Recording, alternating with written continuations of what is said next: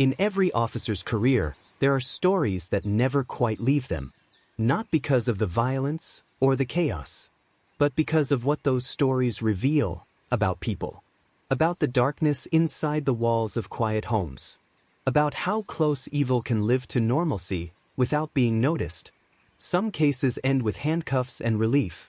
Some with press conferences and closure. But this one ended with therapy referrals, early retirements, nightmares, and questions that were never fully answered.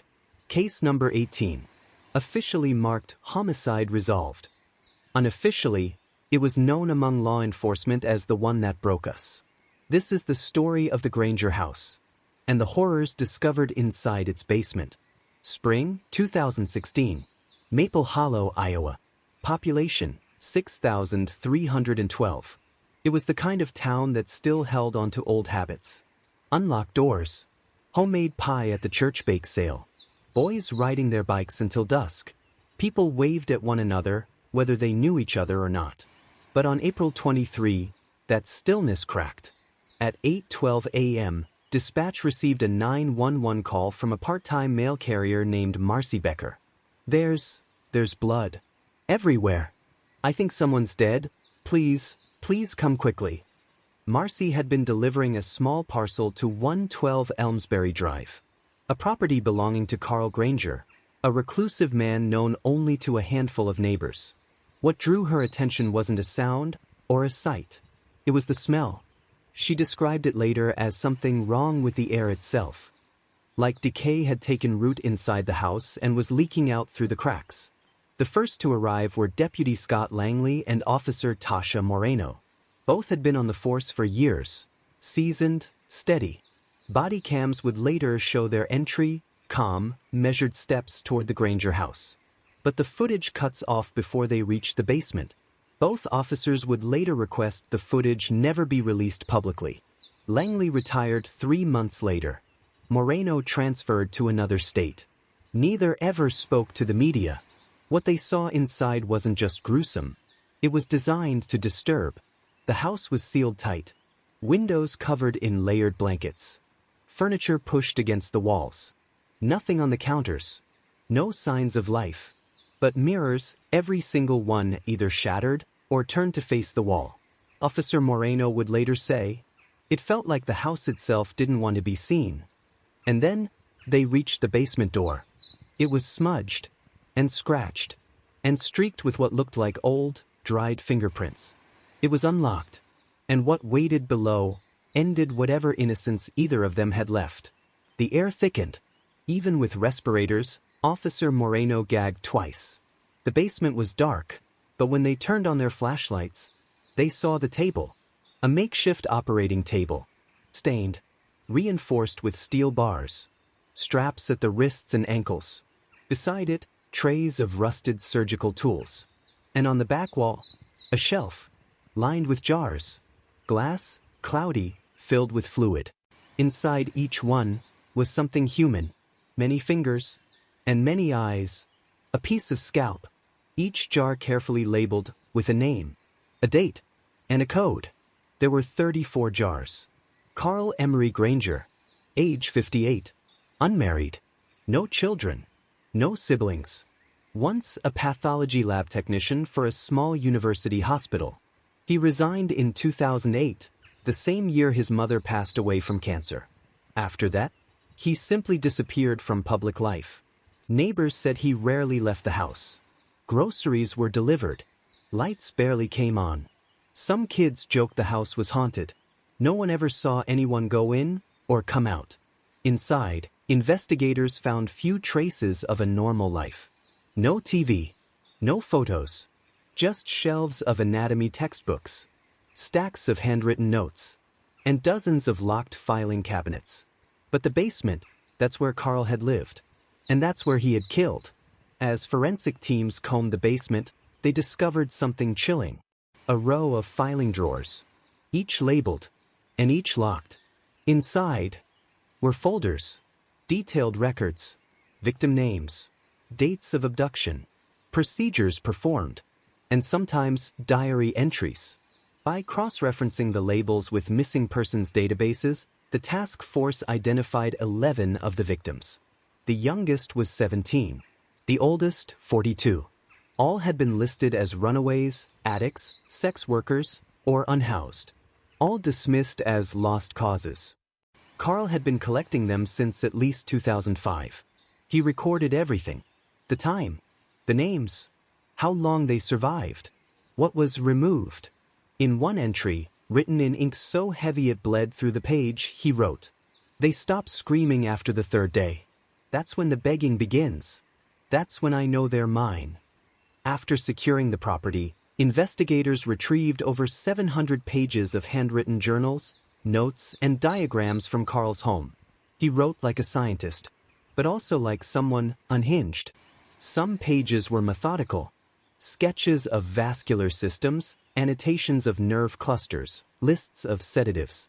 Others were disturbingly poetic. He referred to victims as instruments. He called his basement the theater. One scrawled entry read, "They arrive broken and I make them whole. One piece at a time." The materials showed he was testing things, like how long certain organs could be kept alive outside the body. He was experimenting. And yet, he never published, never bragged, never reached out. Detective Sarah Bell, who reviewed the evidence, later said, "It wasn't about fame. He didn't want the world to see his work. He wanted to be God in a locked room." 14 victims were documented. 11 were eventually identified. But 3 folders contained no name, no fingerprint, no match to any missing persons report. Just photos. And first names, likely aliases. One entry simply read, November 2007. She called herself Birdie. Didn't speak much. Broke a tooth on the restraints. Forensics extracted DNA. Nothing. No hits on state, federal, or international databases. No families ever came forward. To this day, they remain unidentified. Unclaimed souls, reduced to codes in a ledger and pieces in a jar. As the case expanded, so did its psychological toll. The local precinct brought in trauma counselors after multiple officers reported symptoms of acute stress. Night terrors. Loss of appetite. 2 detectives resigned within the month.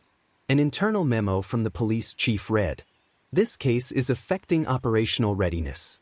I urge the city to consider professional trauma intervention." Detective Marcus Ellery, one of the lead investigators, gave a rare interview years later. "The smell was in our skin. The photos in those files. You can't unsee what's done to a human being when they're treated like a specimen."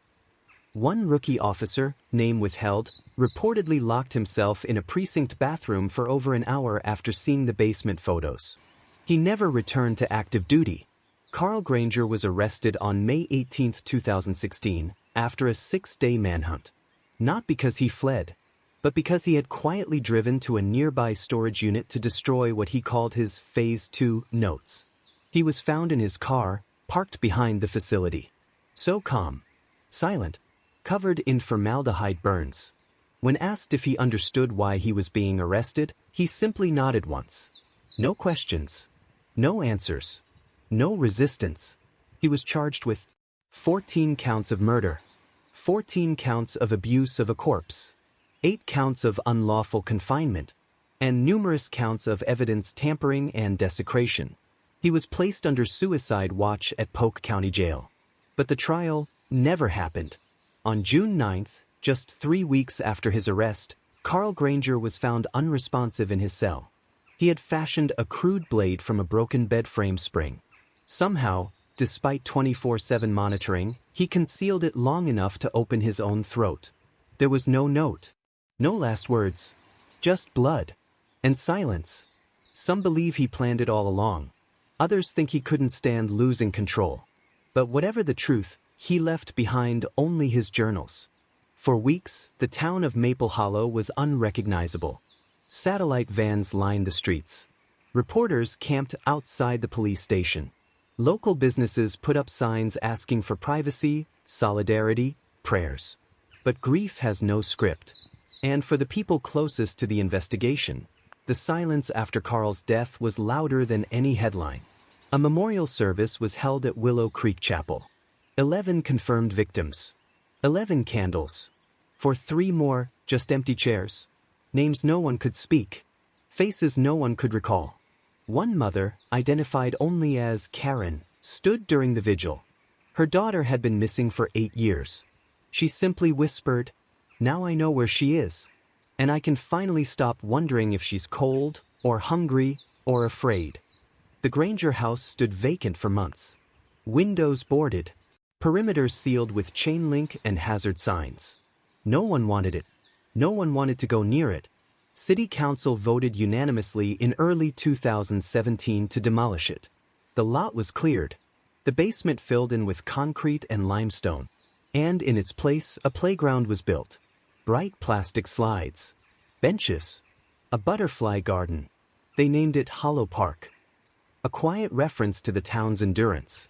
And a reminder that something better could grow from even the most poisoned ground. But beneath the soil, no one forgets what once lived there. After Carl's death, his journals were scanned, catalogued, and sealed by court order. But a few pages were released to psychiatric researchers and criminal profilers. They painted a picture not of a madman, but of someone methodical who knew how to hide. Some entries referenced childhood trauma. One passage described being locked in a crawlspace for days. Another hinted at hallucinations, voices from the mirrors. One read, "They tell me who's next. I just prepare the stage." But most pages were void of emotion. No guilt, no rage, only procedure. It led experts to classify him as an organized sadistic killer with psychopathic detachment. But no single diagnosis could explain the why. There was no manifesto, no clear belief system, only control and silence. By late 2016, 7 officers had left the Maple Hollow Department. 2 were placed on long-term leave. One, Officer Langley, never returned to law enforcement. He was last seen living in a small cabin in Minnesota. Officer Tasha Moreno moved to Oregon, changed departments. When contacted years later for a documentary, she declined to comment. But her lawyer sent a statement. Ms. Moreno respectfully declines all interviews pertaining to the Granger case. She continues to receive therapy and remains in active recovery. The case became mandatory reading at the State Police Academy, a textbook example of scene-induced trauma. It also led to the passage of Iowa Bill 437, which mandated mental health support and crisis counseling for officers exposed to highly disturbing or inhumane crime scenes. Small comfort, but something. In the police archives, the case is still marked. Homicide file number 18, closed, deceased suspect. But in whispered conversations, among officers who were there, among families who got answers they never wanted, it's remembered differently. It's the case that split a town in 2. That showed how far a person could fall in total isolation. That proved how evil can bloom in silence. And how justice doesn't always come in a courtroom. No cameras were ever allowed in that basement. But those who walk down the stairs say one thing again and again. We went down as officers. We came back as something else. In memory of the unidentified victims. And to the families who now carry answers that should never have existed. You've been watching case file number 18? A case so disturbing, police needed therapy just to survive it.